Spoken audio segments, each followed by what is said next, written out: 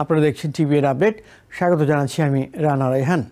The friends of Voltaire নামের এই বইটির লেখিকা ইভলিন বিয়েট্রিস হল একটি কথা লিখেছিলেন ওই বইয়ে। আমি তোমার সাথে একমত পোষণ নাও করতে পারি, কিন্তু তোমার মত প্রকাশের অধিকার রক্ষার জন্য প্রাণ দিতে পারি। দার্শনিক ভলটেয়ারের দৃষ্টিভঙ্গি বোঝাতে তিনি কথাটি বলেছিলেন। যদিও এই কথাটি চালু আছে যে এটি ভলটেয়ারের বক্তব্য। আমেরিকায় যেটা ঘটছে সম্প্রতি আমরা তার আলোকে ওই বক্তব্যটি উল্লেখ করলাম। ডানপন্থী অ্যাক্টিভিস্ট চার্লি কার্ক হত্যাকাণ্ডের পর কেবলমাত্র তার সন্দেহভাজন ঘাতকের বিরুদ্ধেই নয়, বরং যারা তার মৃত্যু নিয়ে বিদ্রূপ বা অবমাননাকর মন্তব্য করেছেন তাদের বিরুদ্ধেও রক্ষণশীলদের একটি অংশ সরব হয়েছে। তারা বলেছে এটি হেট স্পিচের বিরুদ্ধে লড়াই। সমালোচকরা বলছেন ডানপন্থীরা এখন সেই একই ক্যান্সেল কালচার কৌশল ব্যবহার করছেন, যেটিকে তারা বহু বছর ধরে বামপন্থীদের বিরুদ্ধে তীব্র সমালোচনা করেছেন। প্রতিক্রিয়া এসেছে দ্রুত। কয়েকজন শিক্ষক, সরকারি কর্মী, একজন অফিস ডিপো কর্মচারী, এক টিভি ভাষ্যকার সহ আরও অনেকে ইতিমধ্যেই চাকরি হারিয়েছেন বা শাস্তির মুখোমুখি হয়েছেন, কারণ তারা কার্কের হত্যাকে সমর্থন বা খুশি প্রকাশ করেছিলেন বলে ধরা হচ্ছে। আরও বরখাস্তের খবর আসছে বলেও ধারণা করা হচ্ছে। সাপ্তাহিক ছুটির দিনে ট্রান্সপোর্টেশন সেক্রেটারি শন ডাফি ঘোষণা দেন আমেরিকান এয়ারলাইন্স কিছু পাইলটকে গ্রাউন্ড করেছে, অর্থাৎ তাদেরকে বসিয়ে রেখেছে, কারণ তারা নাকি কার্কের হত্যাকাণ্ড উদযাপন করে পোস্ট দিয়েছিলেন। ডাফি এক্সে লিখেছেন, এই আচরণ ঘৃণ্য এবং তাদের চাকরি থেকে বরখাস্ত করা উচিত। বছরের পর বছর রক্ষণশীলরা নিজেদের বক্তব্যকে সীমিত করার প্রচেষ্টা নিয়ে ক্ষুব্ধ ছিল, অর্থাৎ গণমাধ্যমে বা বিভিন্ন মাধ্যমে তাদের বক্তব্য প্রকাশ করা হচ্ছে না বলে তারা অভিযোগ করে আসছিলেন, ক্ষোভ জানিয়ে আসছিলেন। এখন তারা সেই একই কৌশল ব্যবহার করছেন।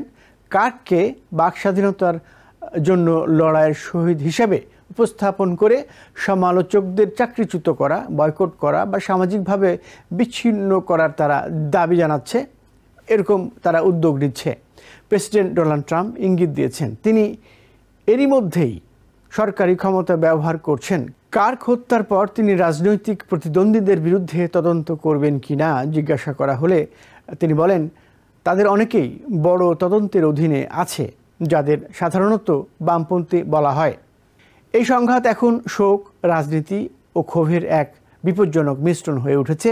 রিপাবলিকানরা বলছেন কার্কের প্রতি শত্রুতা নিছক রাজনৈতিক মতভেদ নয়, এটি সহিংসতা উস্কে দেওয়ার মতো একটি ঘটনা। Foundation for individual rights and এক্সপ্রেশনের অ্যাডাম গোল্ডস্টেইন সতর্ক করে বলেছেন, এটি বাক স্বাধীনতার প্রতি জাতির প্রতিশ্রুতি যাচাইয়ের মুহূর্ত। কর্তৃপক্ষ অবশ্য সতর্ক করছে তড়িঘড়ি করে সিদ্ধান্তে না পৌঁছাতে।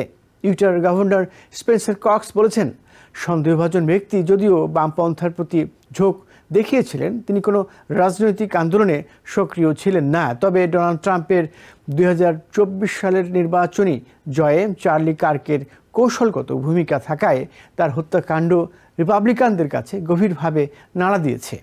সেনেটর লিন্ডসে গ্রাহাম বলেছেন, এটি একটি আন্দোলনের ওপর সহিংস আঘাত। এদিকে টেনেসির কয়েকজন অধ্যাপককে সামাজিক মাধ্যমে কথিত আপত্তিকর মন্তব্যের কারণে চাকরি হারাতে হয়েছে। একজন লিখেছিলেন, কার্ক নিজের ভাগ্য নিজের মুখে ডেকে এনেছেন। সেনেটর মার্শা ব্ল্যাকবার্ন তাদের বরখাস্তের দাবি করেন এবং বিশ্ববিদ্যালয় কর্তৃপক্ষ দ্রুত ব্যবস্থা নেয়। রবিবার কিছু এনএফএল দল কার্কের স্মরণে নিরাপত্তা পালন করেছে, যা সাধারণত গণহত্যা বা বিশিষ্ট ব্যক্তির মৃত্যুর পর করা হয়ে থাকে। ট্রাম্প ক্ষমতায় ফেরার প্রথম দিনেই একটি নির্বাহী আদেশে সই করেন, যাতে বলা হয়েছে ফেডারেল কর্মকর্তারা কোনো আমেরিকানের বাক স্বাধীনতা খর্ব করতে পারবেন না। তবে একই সঙ্গে তার সরকার অভিবাসী ও শিক্ষাবিদদের মত প্রকাশের কারণে কঠোর পদক্ষেপও নিয়েছে। কার্ক হত্যার পর স্টেট ডিপার্টমেন্ট ঘোষণা দেয়, বিদেশি কেউ হত্যাকাণ্ড উদযাপন করলে তাদের ভিসা বাতিল করা হবে। ভাইস প্রেসিডেন্ট জেডি ভ্যান্সও বলেছেন, এই মুহূর্তে রক্ষণশীলরা বাক স্বাধীনতার প্রতি নিজেদের প্রতিশ্রুতি দেখাচ্ছে। যে সামান্য দ্বিদলীয় ঐক্যমত্য তৈরি হয়েছে তা সামাজিক মাধ্যমের ক্ষতিকর ভূমিকা নিয়ে স্পেন্সার কক্স বলেছেন, এই প্ল্যাটফর্মগুলো মানুষের মস্তিষ্ককে হ্যাক করছে এবং ক্রমাগত ক্ষোভে আসক্ত করছে।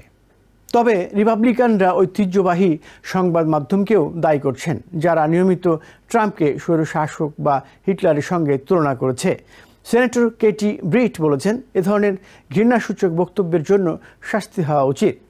বাক স্বাধীনতা, রাজনৈতিক দায়বদ্ধতা ও দলীয় আনুগত্য নিয়ে লড়াই থামার কোনো লক্ষণ নেই, বরং আমেরিকার সাংস্কৃতিক লড়াইকে আরও উস্কে দিচ্ছে। নিউ ইয়র্ক থেকে সম্প্রচারিত TVN 24 টেলিভিশন বিশ্বজুড়ে বাঙালির কণ্ঠস্বর।